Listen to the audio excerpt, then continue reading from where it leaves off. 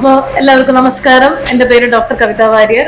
എൻ്റെ ചാനലിൽ എല്ലാവരും കണ്ടിട്ടുണ്ടാവും. നമ്മൾ കുറച്ച് മുമ്പ് ഒരു വീഡിയോ കണ്ടിരുന്നു, ആയുർവേദ ട്രീറ്റ്മെൻറ്റിൽ ഞവരക്കിഴിനെ കുറിച്ചിട്ട് നമ്മൾ കണ്ടിരുന്നു. അപ്പോൾ അതിനെക്കുറിച്ചിട്ട് നമുക്ക് കൂടുതൽ ഇൻഫർമേഷൻസ് അറിയാനായിട്ട് നമുക്ക് ഡോക്ടർ മക്സൂമിനെ നമുക്ക് സംശയങ്ങളൊക്കെ ചോദിക്കാം അല്ലേ? ഓക്കെ ഡോക്ടർ, അപ്പോൾ നമ്മൾ കുറച്ച് മുമ്പ് കണ്ട സിറ്റുവേഷൻ, അത് എന്ത് സിറ്റുവേഷനാണ്? Food drop? അത് സാധാരണ ഒരു സ്പോർട്സ് ഇഞ്ചുറി ആണത്. ഇത്തരത്തിലുള്ള കേസുകളിൽ കണ്ടുവരാറ് ആംഗിൾ സ്ട്രെയിൻ ആണ്. നമ്മളെ ആംഗിൾ ജോയിന്റ് ട്വിസ്റ്റ് ആയിട്ട് സംഭവിക്കുന്ന ഒരു കണ്ടീഷനാണത്. കോമൺ ആയിട്ട് ഞാൻ ഈ പറഞ്ഞ പോലെ സ്പോർട്സ് കേസുകളിലാണ് കണ്ടുവരാറ്.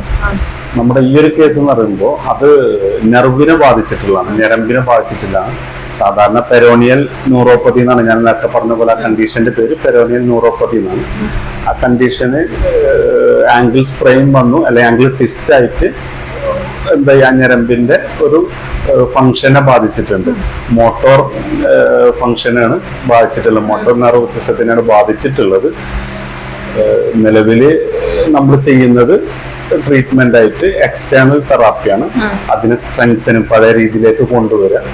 ഇതിന്റെ പേഷ്യന്റ് 1.5 മാസം മുമ്പാണ് സംഭവിച്ചത്. നമ്മുടെ അടുത്ത് ഒരാഴ്ച മുമ്പായിട്ട് വന്നത്. അവര് വന്ന സമയത്തുള്ള കണ്ടീഷന് അവരെ ഫൂട്ട് ഡ്രോപ്പാണ്, അവരെ കാലിന് ബലമില്ലാതെ താഴ്ന്നു കിടക്കുന്ന ഒരു കണ്ടീഷനിലാണ് വന്നിട്ടുണ്ടായിരുന്നത്. ആംഗിളിന്റെ അവിടെ അവർക്ക് പെയിനുണ്ട്, മൈൽഡ് രീതിയിലെ പെയിനുള്ളൂ. ബിക്കോസ് 1.5 മാസം മുമ്പ് സംഭവിച്ച കേസായതുകൊണ്ട് പെയിനും കാര്യങ്ങളൊക്കെ കുറഞ്ഞിട്ടുണ്ട്. ഇപ്പൊ നമ്മൾ കൊടുക്കുന്നത് ഈ ഞവരക്കിഴി എന്ന് പറഞ്ഞ ട്രീറ്റ്മെന്റ് ആണ്. നിങ്ങൾ ആ കണ്ട ആ ഞവരക്കിഴിയാണ് നമ്മളത് അവർക്ക് കൊടുക്കുന്നത്. പ്ലസ് അതിന്റെ സ്ട്രെങ്തനിങ് എക്സസൈസ് ആണ്. എക്സസൈസ് നന്നായിട്ട് കൊടുക്കുന്നുണ്ട്. ഇതാണ് അതിന് ചെയ്തു വരുന്നത്. ഇതില് നെർവിനാണോ ഇഞ്ചുറി അതോ മസിലിനാണോ ഇഞ്ചുറി? നെർവിനാണ്, മോട്ടോർ നെർവിനാണ് ഇഞ്ചുറി. പെരോണിയൽ നെർവ് എന്നാണ് ആ ഇഞ്ചുറി പറ്റിയ ഞരമ്പിന്റെ പേര്. ആംഗിൾ ജോയിന്റ് റിലേറ്റഡ് ആണ് അത്. അവിടുത്തെ ഞരമ്പിന് തന്നെയാണ് ബുദ്ധിമുട്ടുള്ളത്. ഈ സ്പോർട്സിൽ എന്തെങ്കിലും ഇഞ്ചുറി വന്നു കഴിഞ്ഞാൽ ഫസ്റ്റ് തന്നെ പലവരും ഈ മുറിവെണ്ണയും പിന്നതൊക്കെ പറ്റുന്ന കാണാറുണ്ട്. അതൊക്കെ അതിനെന്തെങ്കിലും ഫലം ഉണ്ടാവുമോ അതോ അത് അതിന്റെ കണ്ടീഷൻ എന്താ നോക്കിയിട്ട് പരത്തിയിട്ടാണ് കാര്യമുള്ളൂ. ചില കേസുകൾ ട്വിസ്റ്റ് ആയി കഴിഞ്ഞാൽ അതിനെ സ്വാഭാവികമായിട്ടും അവിടെ ഉണ്ടാകുന്ന ligament, tendon, cartilage, even bone, hairline fracture വരെ ചിലപ്പോൾ ചില ബോണുകൾക്ക് വന്നേക്കാം. അങ്ങനെയൊക്കെ ഉണ്ടെങ്കിൽ അതെന്താണ് മനസ്സിലാക്കിയതിന് ശേഷം, ഡയഗ്നോസ് ചെയ്തതിന് ശേഷം എന്തും ചെയ്യാൻ പാടുള്ളൂ.